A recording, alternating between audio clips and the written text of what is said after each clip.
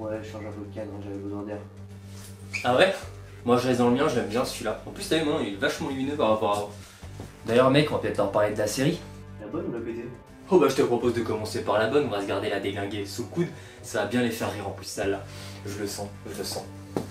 Et dis-moi, je me suis renseigné un peu là, t'as entendu parler du SCP-034? SCP-034, le couteau d'obsidienne pour les rituels? Et comment que j'en ai entendu parler? Bon bah c'est parti pour le topo. SCP-034 est un couteau d'obsidienne, notamment pour le rituel.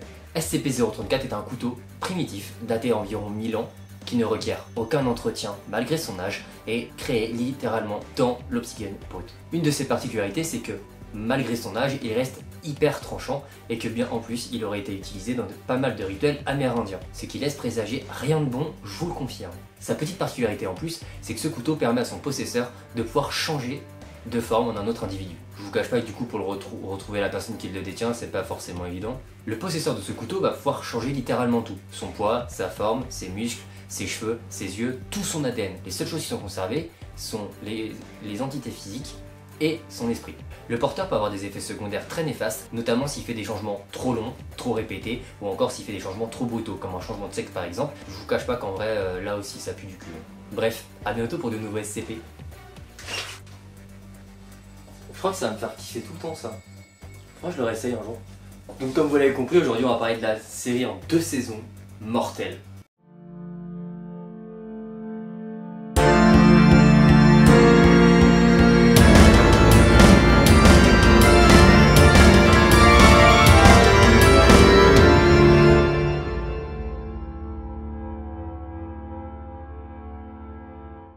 Ah, la série qui m'a fait commencer la saison 2?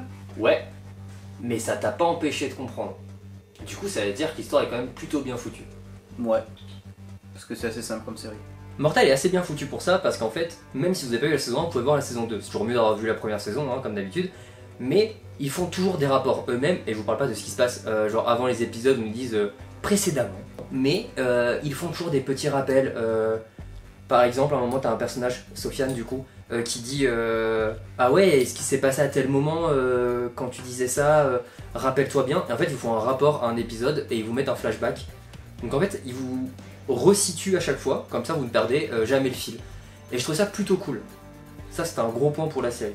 D'ailleurs, point positif aussi pour la série, elle ne compte que 10 épisodes par saison. C'est-à-dire qu'il y a 2 saisons, donc vous avez 20 épisodes, et je crois même que c'est un peu moins.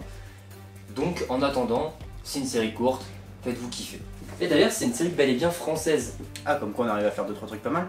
Oui, comme quoi il nous arrive en France de faire des séries potables d'horreur.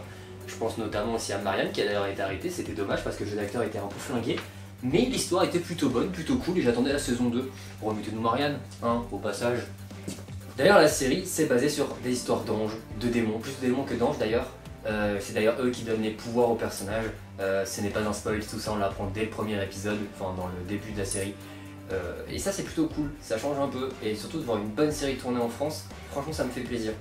Vraiment je vais répéter ça 20 fois dans cette vidéo peut-être, mais vraiment une bonne série française d'horreur, enfin, qui tient la route.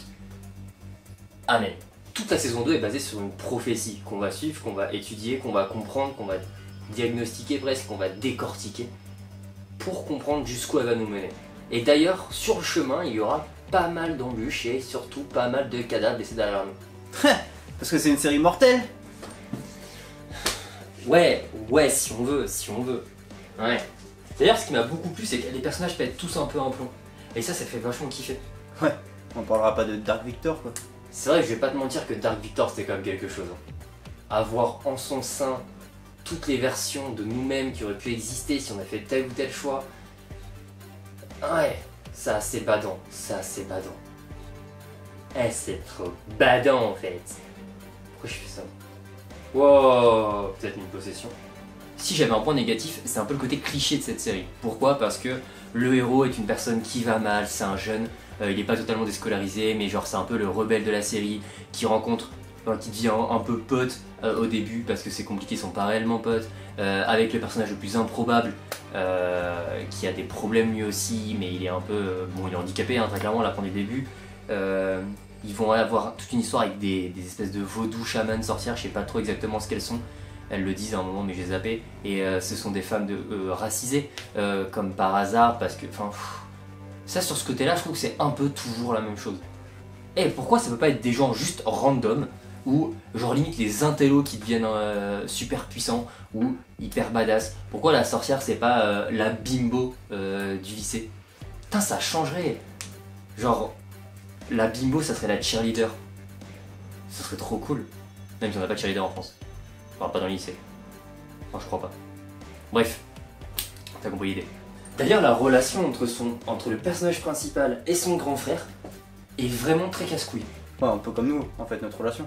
J'aurais pas vu la chose comme ça, mais... Ok. Ça blesse, mais je reste debout. Ouais, c'était sympa cette série, hein, mais en vrai c'était pas bien. SCP-034 Ouais, non, tu sais, nous, à aucun moment on a été confrontés à un rituel, en vrai. On s'est juste fait poursuivre et on a fait se faire bouffer le cul.